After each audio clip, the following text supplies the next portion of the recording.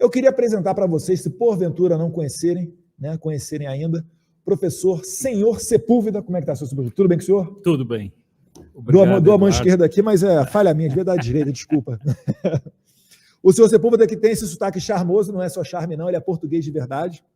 E eu queria, senhor Sepúlveda, começar que você... A gente teve um bate-papo antes aqui que foi muito interessante, inclusive a gente pretende divulgar nos próximos dias, para falar um pouquinho da sua história. Por quê? Eu acho que um diferencial, apesar do seu, além do seu intelecto, é a sua vivência, a sua história de vida. Conta para nós um pouquinho como é que foi a sua infância e adolescência em Portugal e como é que o senhor veio aqui para o Brasil, que eu acho que isso daí vai com certeza abrir os olhos e atrair a atenção de muita gente dos perigos que a gente corre aqui agora. Eduardo, é uma alegria estar aqui com tantos outros que vão participar dessa iniciativa sua, que é essa formação conservadora.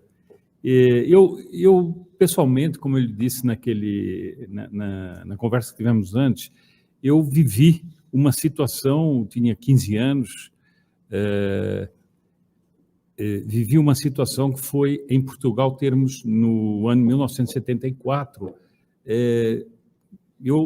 Para você ter ideia, eu fui para o colégio, tudo normal. Quando cheguei no colégio, se não está havendo uma revolução. E era uma revolução comunista feita por militares que tomaram o poder, ligados à União Soviética, a Rússia Soviética de então, e que começam a implantar no país o comunismo mesmo. Mas é o seguinte, você vê num dia todos os bancos são nacionalizados, no outro dia empresas, grandes empresas são nacionalizadas. Mais à frente, por exemplo, a minha família tinha terras, todas as terras são perdidas, nós ficamos sem terras durante muitos anos, porque não havia consideração nenhuma. Mas eu tenho isso. Não tinha nada, era pegar as terras e acabou. Bom, nós tínhamos milícias armadas nas ruas da extrema-esquerda que controlavam fronteiras, controlavam... Como é que é isso? Você ia para a padaria, estava passando na rua e podia ser abordado por alguém armado? Podia por uma milícia armada da extrema-esquerda que parava o seu carro, mandava você sair, revistava o seu carro. Em Portugal? Em Portugal. Bom, a uma certa altura se falou da possibilidade de começar a fuzilar gente, os militares que estavam fazendo a Revolução, isso tudo nos anos 70, né? Anos 70, não faz tanto tempo assim. Não faz tanto tempo assim. Então, a mim me faz uma certa aflição.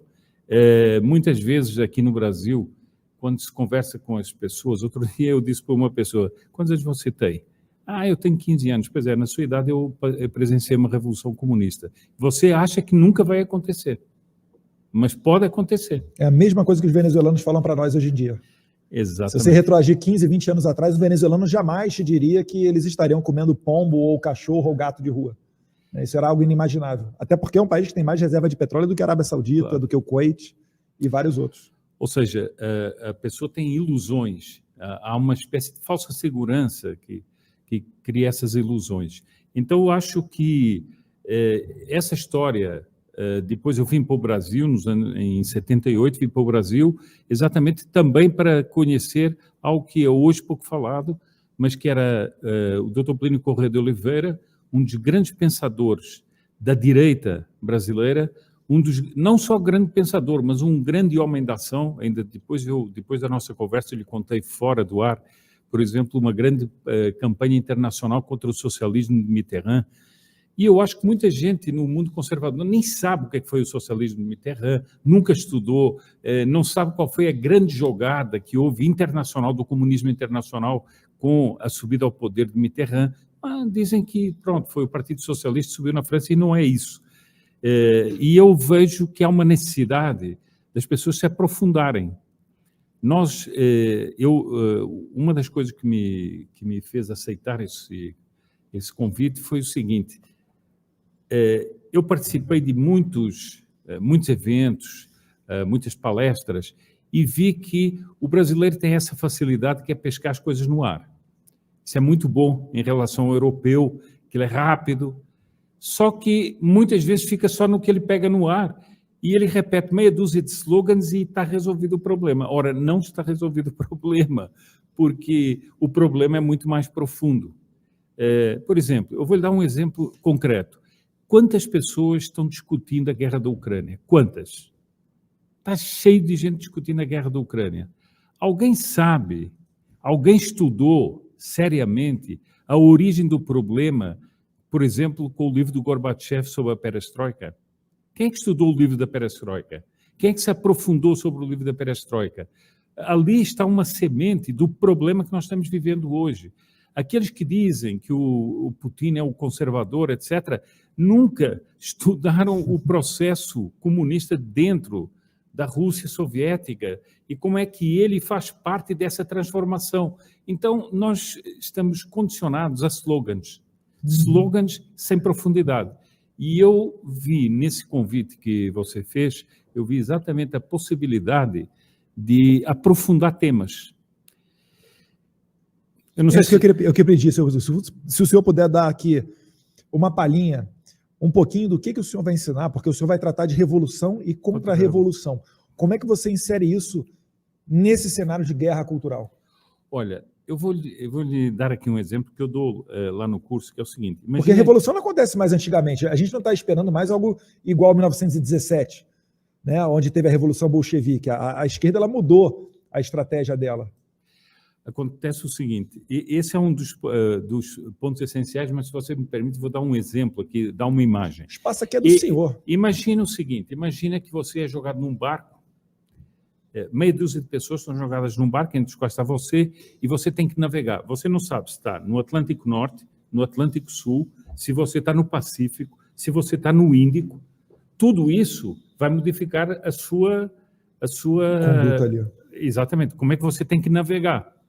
Então, um dos problemas principais que eu vejo, já para começar, é o seguinte: todo mundo fala, os conservadores, o pensamento conservador, o movimento conservador, mas espera aí, calma aí. O que é conservador? O que é conservador? Esse é um dos pontos que eu começo por tratar. O conservador é um movimento, o conservador é uma corrente de opinião, o conservador é uma organização, o conservador é uma ideologia. Há uma confusão geral sobre esse conceito. Ora, se nós não tivermos esse conceito, como é que nós vamos atrás dos conservadores? O conservador, para mim, e eu até cito o Russell Kirk nisso aí, é uma mentalidade. Ele até diz uma coisa puxada, ele diz que o conservador é um adjetivo, não é nem um substantivo. Por quê? Porque a pessoa tem uma série de valores, uma série de princípios, uma série de valores que ele tem familiares, uma série de uma moral. Tudo isso caracteriza uma mentalidade conservadora. Se nós não entendermos essa mentalidade conservadora, a nossa ação política vai ser errada. Uhum. Eu digo-lhe uma coisa, a esquerda tem muitas vezes muito poder, mas eles erram muito na análise da mentalidade das pessoas. Porque eles acham que todas as pessoas são conformadas com aquilo que eles manipulam. E não é verdade. Quer uma prova? Nós temos há décadas trabalhos nas universidades, nas escolas, etc. Como é que nós tivemos milhões de pessoas nas ruas comemorando o 7 de setembro?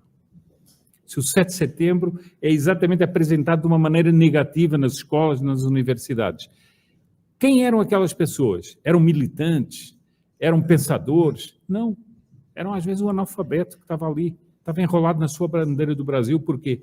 Porque ele tem uma intuição, ele tem uma mentalidade. Se nós não entendemos essa mentalidade, nós não vamos conversar com essas pessoas. Então, ficamos tentando resolver problemas políticos, muitas vezes, com base na argumentação da esquerda. E aceitando nós somos muito reativos, né? E nós somos muito... aceitamos os pressupostos da esquerda. Bom, e isso muitas vezes dá errado. Quando nós devíamos ter uma conversa com essa mentalidade, devíamos ter uma conversa com esse substrato que está na cabeça das pessoas. Então, esse aí é um primeiro ponto que eu tentei dar no curso. E outro, já que você falou de revolução e contra-revolução, é exatamente o livro que condensa o pensamento e a ação do professor Plínio Corrêa de Oliveira, em que ele defende o seguinte: primeiro, nós temos um processo histórico revolucionário que começa muito lá atrás e vai se arrastando por explosões sucessivas. Nós temos a Renascença, nós temos a Revolução Protestante, depois nós temos uma revolução importantíssima. Nós, hoje em dia, na política, estamos tratando de temas sobre a Revolução Francesa, que nós não sabemos que estamos tratando, mas nasceram na Revolução Francesa. Se nós não conhecemos essa Revolução Francesa e a dinâmica com que ela se implantou na sociedade, nós não entendemos o que é que está acontecendo hoje em dia. Ficamos perdidos, ficamos atirando assim ao esmo e não sabemos onde é que, o que é que nós temos que defender. Você falou da família aqui, você falou da propriedade, você falou de tradições, tudo isso tem ataques a partir da Revolução Francesa ferozes. Eu vejo uma quebra da religiosidade. Exatamente. Antigamente era o seguinte, o rei ele recebia um poder divino, então ele recebia aquele poder, ele tinha suas ações justificadas pelo clero, então era a igreja que botava limites no rei, né, que ele tivesse poder limitado, né, ou ainda que ele fosse muito além da moral, ele pelo menos necessitava da igreja para justificar a moral dele. Veja que é tão importante isso, que quando nasceu o anglicanismo, né, que foi o Henrique, ele não simplesmente acabou com a religião, não aboliu a religião, ele criou uma nova religião para poder justificar o divórcio dele, mas ele não abandonou a religião. Mas voltando à Revolução Francesa, quando você tem a Revolução Francesa, o que passa a vigorar? O poder não emana mais de Deus, o poder emana do povo. Então você dá uma afastada na igreja. A partir daí, filho, foram dias na Revolução Francesa em que eram mais de 100 decapitações por dia. Imagina isso. Né? Naquele tempo, onde a população era infinitamente menor do que a população atual, em praça pública, para criança ver, para idoso, mulher, homem, todo mundo ver, até 100 cortes de cabeça na guilhotina. Então você começa a perceber que aquela crise de espiritualidade, ela deu margem a várias barbáries. E a esquerda adorou isso. Por quê? Porque na cabeça de um esquerdista vale a pena você assassinar milhões de pessoas se for para atingir aquilo que você deseja na Terra. Eles dizem, a igualdade. Enquanto que para nós, que por milênios construímos a sociedade ocidental e temos os valores judaico-cristãos no coração, você jamais admitiria assassinar opositores como uma ferramenta política. Então repara que você precisa estudar essa mentalidade revolucionária para entender que essas pessoas, se elas acreditam que matar alguém vale a pena, mentir então é fichinha, meu caro. Fazer narrativa para depois culminar numa inversão de valores, eles não estão nem aí. Vou te dar um caso recente. Vocês devem ter visto a questão do Márcio Gerri e a deputada Júlia Zanatta semana passada na Câmara. Vocês imaginem se sou eu metendo meu nariz no meio da nuca, lá no cabelo, de uma deputada do Sul, alguma deputada loira do Sul. Eu chego lá, no meio da discussão, meto a minha cara lá dentro do cabelo dela para dar uma cafungada na nuca dela. Era, no mínimo, né, um escândalo. O que é isso? O que é isso daí para baixo? Eu ia sofrer processo criminal, processo pedindo indenização civil, conselho de ética, estampa de jornais, ia entrar no meu Wikipedia. Caso algum gringo viesse me visitar aqui no Brasil, ia ler lá, Eduardo Bolsonaro, assediador de mulher. Agora, como a Júlia Zanatta é uma deputada conservadora e o Márcio Gerri é do PCdoB, aí não, aí transformaram em denunciação caluniosa. Então, essa é a esquerda. Eles não têm princípios. É por isso até, professor, me corrija se eu estiver errado, quando eles assumem o poder, eles começam a matar uns aos outros. Se você olhar, quem mais matou esquerdista no mundo foram os próprios esquerdistas. Por quê? Porque eles não têm princípios, eles não têm base moral. A moral é a chegada ao poder. Se você estudar a história de Stalin, né, ou ler o livro Sussurros, tratando da União Soviética, você vai entender do que eu estou falando, né, professor? Eu acho, você aqui abordou um tema interessante, que é o seguinte, a processividade das coisas. Eles nunca chegam a uma meta imediatamente. Eles têm a corrupção da linguagem, mas eles têm uma processividade. Nós podemos tomar a Revolução Russa. A Revolução Russa também teve um processo. Esse processo, inclusive, comportou muitas mortes entre eles. Por exemplo, Trotsky é morto por quê? Porque dentro do processo revolucionário que estava sendo conduzido, ele estava sendo um empecilho. Então era preciso liquidar com o Trotsky. Mas... E mandou matar ele lá do outro lado do mundo, né? Lá do outro lado do mundo. Bom, Mas o que é que nós percebemos? Hoje, por exemplo, no Brasil, nós temos um projeto, temos um esquema de poder, eu não chamo isso de outra maneira, temos um esquema de poder que está usando métodos stalinistas, está usando métodos daquela época, mas adaptados a uma realidade revolucionária já evoluída. E eles, portanto, essa processividade precisa ser entendida.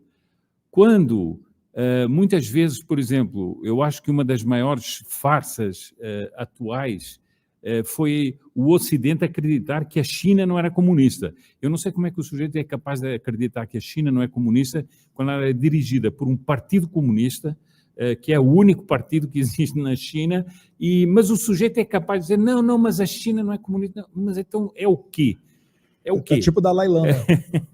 É o quê? Bom, quando nós chegamos a renunciar à nossa razão dessa maneira, nós acabamos por não ter capacidade de enfrentar. Hoje o mundo está diante de um totalitarismo chinês que está abalando o Ocidente inteiro. Está abalando desde a Austrália, com problemas na Austrália. Eu hoje, à tarde, li perseguições que os chineses estão fazendo a políticos conservadores ingleses. Por exemplo, ameaçando filhos de deputados conservadores ingleses que estão lutando contra a China, eles estão ameaçando os filhos. Nós estamos falando do Reino Unido, pois não estamos falando do Zimbábue, estamos falando do Reino Unido. A China está ameaçando filhos de deputados conservadores. Por quê? Porque todo mundo foi acreditar que a China não era comunista. E eu acho engraçado, eu como católico acho muito engraçado, entre aspas, como é que há católicos que são capazes de defender o regime chinês quando há católicos nas masmorras chinesas morrendo, há bispos, sacerdotes, católicos sendo torturados. Como é que o sujeito tem coragem mental de defender uma ditadura dessas? Bom, eu acho que isso só se compreende se nós fizermos uma análise da revolução no seu conjunto, a um todo. A revolução é um todo. Por exemplo, ideologia de gênero. Parece uma coisa completamente separada do regime chinês. Não é. Há um todo que faz parte da transformação das mentalidades e atinge todos os níveis. Se você vir uma exposição de arte moderna, ela vai quebrar padrões de beleza que vão ajudar a pessoa a aceitar o aborto. A pessoa não entende isso, mas essa é uma realidade. E se nós não entendermos isso, nós não entendemos qual é o processo diante do qual nós estamos. Eu concluo, digamos assim, fecharia esta explicação com o seguinte: nós temos que entender que o problema anterior ao problema político é um problema de alma. Nós temos uma civilização, nós temos uma civilização que é uma civilização cristã, onde nós vivemos. O Brasil nasceu numa civilização cristã. Tem um passado extraordinário, como disse aqui o Rafael Nogueira. Nós estamos inseridos na civilização cristã. Todas as coisas que nós vemos hoje em dia acontecerem são para destruir a civilização cristã. Todas. Você sabe muito bem isso, porque até esteve envolvido nessa questão do aborto na Argentina. Por que aquelas mulheres foram para a rua festejar a aprovação do aborto? Era pelas razões lógicas que elas disseram? Não, não era. Era por quê? Porque aquilo completava uma perversidade de alma delas. Então elas foram comemorar o quê? Matar criança dentro do ventre materno. Se você puser isso num livro de história, você vai poder colocar esse fato como uma cena abominável de uma civilização antiga, que era cruel. Bom, está acontecendo aqui, na Argentina. Muitas pessoas fazem esse tipo de comparação, né? O nível, o aborto, eles conseguem relacionar com o nível de civilização daquela sociedade. E realmente, se você mata, né, um bebê, o cara vai botar uma bala na cabeça do opositor político, é um passo. É um passo. É um passo, porque é o seguinte, não existe criatura mais inocente do que um bebê. Mais indefesa. Sim. Já que está aqui o André Fernandes, ele é um exemplo interessante de uma coisa. Se você ler o contexto do noticiário, o contexto dos analistas, o universo eleitoral do André Fernandes não existe. Ele não existe. Entretanto, ele foi o deputado mais votado estadual mais votado do Ceará e o federal mais votado do Ceará. Então, quem é que votou nele?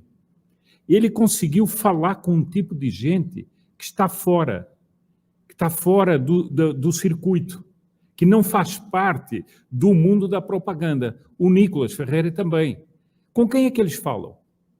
Eles falam com alguém que está à procura de alguma coisa. São jovens, sobretudo, e são jovens que estão com dúvidas. Agora, se nós não entendermos isso, nós ficamos sempre nas análises oficiais. Eu acho que, hoje em dia, fala-se tanto de quebrar tabus. Quebrem o tabu das análises oficiais. Não acreditem nas análises oficiais, porque pelas análises oficiais você nunca teria tido Brexit na Inglaterra, Trump nunca teria sido eleito, Bolsonaro nunca teria sido eleito, o André Fernandes nunca teria sido eleito, e assim vai. Portanto, tenho um amigo meu em Belo Horizonte que começou um problema numa escola lá com ideologia de gênero, até, infelizmente uma escola católica. Ele começou a mexer os pauzinhos lá para reagir, eram 2 famílias no início. No final, já eram centenas e centenas de famílias. Onde é que estavam aquelas famílias? Elas estavam à espera que alguém falasse com elas. E nós temos que entender isso. De uma referência. Nós temos que entender isso. E não ficar só tentando discutir com a esquerda e mostrar as contradições. Eles estão pouco ligando para as contradições que eles têm, porque eles são a contradição. Nós temos é que falar para essas pessoas, mostrar, olha, eles se contradizem e nós temos valores que são o contrário. Nós temos uma profundidade de valores que é o contrário. A gente tem proposições, né? Não somos apenas reativos em desconstruir a narrativa deles mostrando a verdade, mas também nós temos aqui um modelo. Eu acho que é muito disso também, de sermos referência, né? De vivermos aquilo que a gente prega. Você falou muito bem do Nicolas, do André, eu acho que eu também faço um pouquinho parte disso. Quando a gente consegue construir uma família, por exemplo, o Nicolas vai casar daqui a pouco. Olha só que bacana. Certamente vai virar referência para uma quantidade de jovens que é bombardeado todos os dias que ele tem que procurar o prazer. O objetivo da vida é ter prazer. Claro. Fazer sexo com o maior número de pessoas possível. Só que você parar para ver, calma aí, cara. Quem é a pessoa que você enxerga como líder, como referência, que chegou até lá transando com o maior número de pessoas possível? Não é assim que você vai construir uma vida digna. E eu te digo muito mais, é muito mais bacana você ter filho, passar os ensinamentos para aquela pessoinha tão pequenininha, tão ingênua, né? Protegê-la, formar sua família com a sua esposa, do que ficar por aí, né? Tentando a busca enlouquecida através do prazer, né? Essa geração de hedonistas. Eduardo, eu não mencionei o seu nome pelo seguinte, porque eu estava querendo falar dos deputados Não, o senhor não mencionou meu nome porque o senhor acha que eu não sou referência. Já entendi, tá? Eu tenho 38 anos, tá? Ainda não completei 40. Não, mas eu acho interessante... É engraçado que a gente vê os partidos políticos, né? O pessoal pega um deputado, um vereador, um prefeito, esse aqui é o movimento jovem da cidade e tal. Aí vai ver o cara tem lá 40 anos, eu falo, pô, que isso, amigo? Não passou dessa fase ainda não? Tá com que idade, André? 25? Ah, ainda tem um showzinho para queimar. Bom, mas eu acho que é interessante a gente ver isso, né? E você disse muito bem, ter essas referências. O Russell Kirk diz, logo no início dos princípios dele, diz o seguinte, considerem o seguinte, existe uma ordem primeiro dentro da alma. E essa ordem dentro da alma vai se transmitir à ordem social e política. E se você tiver uma desordem dentro da alma, você vai ter uma desordem política e social. E ele diz o seguinte, a grande crise do século XX, qual é que é? É o colapso da ordem moral. Então você tem tiranos, você tem regimes como o nazismo, o fascismo, o comunismo, etc., nascidos de onde? De projetos de manipulação das massas e não mais de valores morais. O colapso da ordem moral levou à tirania, ao caos, etc. As decapitações da França, da Revolução Francesa. Senhor Sepúlveda, muito bacana, muito interessante. Tem muita gente gritando de CPMI aqui. Tinha um rapaz aqui que falou, estava caçando o nome dele, mas são tantas mensagens. Estou assistindo aqui de Lisboa, estou adorando. Certamente se sentiu prestigiado com outro português aqui entre nós. Né? Eu só tive 2 filhos porque não tinha nem tempo nem dinheiro, queria ter tido, era mais. Olha só, isso aqui é algo interessante para a gente falar, essa questão da condição financeira com a quantidade de filhos, porque no passado, né, a gente tinha pais que, por exemplo, meu avô era dentista prático, teve 6 filhos. E não era uma preocupação do passado. Hoje em dia parece que cada vez mais está nos noticiários esse tipo de coisa, quase que estimulando você a ter poucos filhos. Óbvio, né? Ninguém está falando para você ter filhos sem qualquer tipo de responsabilidade, mas vale a pena também esse tipo de debate. Mas, seu Sepúlveda, aqui, ó, perfeito. Hollywood o pessoal fala de picanha. Enfim, então são vários comentários aqui, é difícil de ver. Aliás, eu vou pedir para a produção, se tiver algum comentário bacana, joga na tela, porque eu tento acompanhar aqui do lado, mas eu rolo a barra e rapidamente ela já sobe. Seu Sepúlveda, muitíssimo obrigado. Nada, eu é que agradeço. E para você que curtiu também, Revolução e Contra-Revolução estará conosco aqui na Formação Conservadora, trazendo para, além da sua bagagem intelectual, a sua própria experiência de vida. Obrigado, seu Sepúlveda.